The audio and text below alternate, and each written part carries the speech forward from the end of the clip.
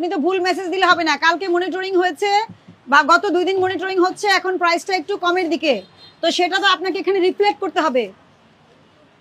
আপনি নিজেই তো বলেছেন আজকের রেট কত বলেন, 45 থেকে 48 টাকা। আপনি নিজে বলেছেন তো, কিন্তু 51 টাকা ছিল আপনার 2 দিন আগের রেট।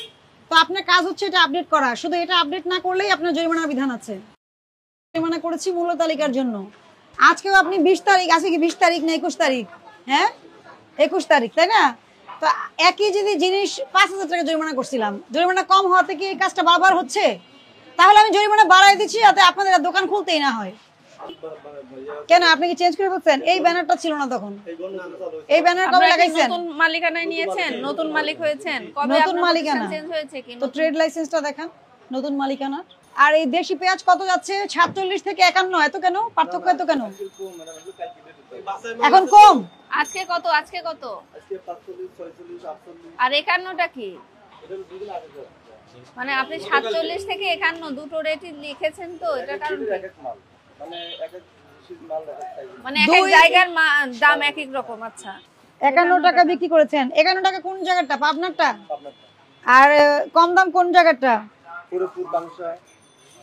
ফরিদপুর পাংশা। মানে আজকে কত রেট? আজকে আপনার রেটটা কত? 45 থেকে 48 পর্যন্ত বিক্রি করছেন। 45 থেকে 48 পর্যন্ত আপনার আজকের রেট, কিন্তু আপনি কি শো করছেন?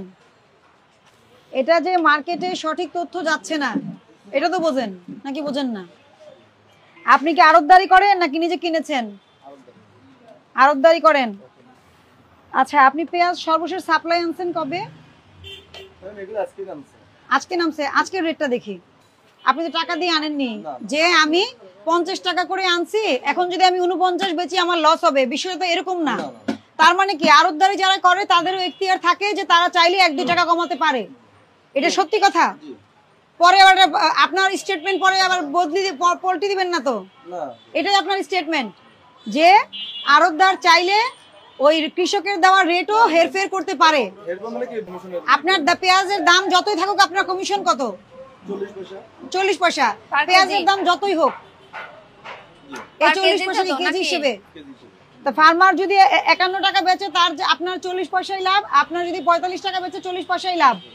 কিন্তু আপনি মার্কেট প্রাইস দেখে এটাকে আপ ডাউন করতে পারেন, তাই তো? তো এই যে এখন বেড়ে গেল, এই যে বেড়ে গেল, এখন আপনি চেয়ে এটাকে কমায় দিচ্ছেন। আপনি নিজের বিবেচনা করে এটা কমিয়ে দিয়েছেন, সত্যি তো? বিবেচনা কিসের ভিত্তিতে বিবেচনা করলেন? মানে ওনারা সব জায়গায় কম দাম, তাই বেচা বিক্রি হচ্ছে না। যখনই দেখবেন বেচা বিক্রি হচ্ছে তখনই কি আবার বাড়াই দিবেন 2 টাকা? মানে কৃষক যতটা মানে রেট দিছে আমরা এত টাকা পড়তা আছে, আমি এত টাকা। কৃষক পড়তা কিভাবে দেয় আপনাকে? কাগজে কলমে দেয় না ফোনে দেয়? ফোনে দেয়। ফোনে এগুলি বন্ধ করতে হবে। কাগজে তো রাখতে হবে, আপনার একটা চালান ডকুমেন্ট তো থাকতে হবে। কৃষককে বলবেন যে আপনি যে আমাকে এই রেটে দিবেন, ফোনে কি বলছেন আমি তো কল রেকর্ড করি নাই, কল রেকর্ডে বোঝা যাবে না কে কথা বলছে। কৃষককে বলবেন আপনার নাম ঠিকানা লিখে মোবাইল নম্বর এনআইডি নম্বর এগুলো দিয়ে আপনি আমাদেরকে আজকের বা এত তারিখের মানে রেট এত টাকা হবে এরকম করে বলে আপনাকে বিষয়টা ক্লিয়ার করতে, তারপর আপনি এটা নেগোসিয়েট করবেন। কিন্তু সেই ইম্প্যাক্ট কনজিউমারের উপরে পড়া যাবে না। আমি কি আপনাকে বোঝাতে পারছি? কথা আপনি বুঝছেন? হ্যাঁ, আপনাকে কৃষক যাই বলুক আপনাকে কিন্তু অবশ্যই এটা যাচাই বাছাই করতে হবে, এটা আপনার দায়িত্ব। কৃষককে তো ভোক্তারা চেনে না, চেনে কাকে চেনে? আপনাকে চেনে। আপনি এই দাম মুছেন, দাম আগে ঠিক করেন। আপনি তো ভুল মেসেজ দিলে হবে না। কালকে মনিটরিং হয়েছে বা গত 2 দিন মনিটরিং হচ্ছে, এখন প্রাইসটা একটু কমের দিকে, তো সেটা তো আপনাকে এখানে রিফ্লেক্ট করতে হবে। আপনি নিজেই তো বলেছেন আজকের রেট কত বলেন, 45 থেকে 48 টাকা। আপনি নিজে বলেছেন তো, কিন্তু 51 টাকা ছিল আপনার 2 দিন আগের রেট।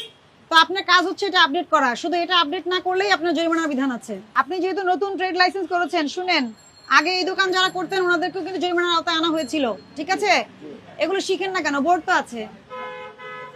না বোর্ড তো আছে, আপনি পাশেই বসে আছেন। এখন বাজে 3টা, এমন তো না যে দোকানে শাটার মাত্র খুলেছেন, তাই কি? হ্যাঁ, তাহলে ইগনোরেন্স কেন? এখন ভাউচার আপনার এখানে এনেও আমরা পরীক্ষা করে দেখতে পারি না যে আপনারা আসলে ভাউচার দেন। এটা কি জামাল? কোন এলাকার? এটা কোন দেশের জামাল? বাংলাদেশের জামাল। কিন্তু বাংলাদেশের কোথাকার? ঢাকার। ঢাকা কত বড়?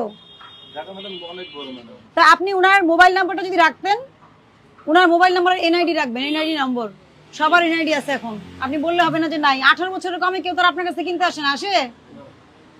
মোবাইল নম্বর, এনআইডি নম্বর আপনাকে জিজ্ঞেস করবেন কোন এলাকায় বিক্রি করে, তাহলে আমরা আমরা ওই ভেরিফাই এলাকায় যে করতে পারবো। ভেরিফাই করতে পারি যে আপনি মেসেজ ক্লিয়ার, পরিপূর্ণ ভাউচার দিবেন। আর পেঁয়াজ কোথা থেকে আসছে ডিটেলস ডকুমেন্ট রাখবেন, খালি পাংশা বললে হবে না। ওনার ঠিকানা আছে না, যে কৃষক দিয়েছে বা যে কি যেন রাখি বললেন, রাখি ব্যাপারী, রাখি করে যারা। যে ব্যাপারী দিয়েছে, হাওয়ায় হাওয়ায় তো বিজনেস করা যাবে না। ওনাকে বলবেন আপনার এনআইডির কপিটা দিবেন, আপনার নাম ঠিকানা সঠিক দিবেন, দিলে আমরা আপনার পেঁয়াজ রাখবো, বিক্রি করব। যে দিবে না তারটা করবেন না। কেন জানেন? এটা নিশ্চিত হওয়ার জন্য যে আসলে ফরিদপুরে বা রাজবাড়িতে কি হচ্ছে। আপনি যদি শুধু বলেন যে আজাদ পাংশা, পাংশা কি আজাদ নামে আর কেউ নাই? কতজন থাকতে পারে? কিভাবে খুঁজে বের করবো আমরা? সুযোগ আছে? মোবাইল নাম্বারটাও তো রাখেননি। তার মানে কি উনি যদি অবৈধভাবে লাভ করে আপনিও তার অংশ হবেন, এটাই আমরা বুঝবো। এবং যোগ সাজসে আপনারা সেই কাজটা করছেন, এটা আমরা ধরে নেব।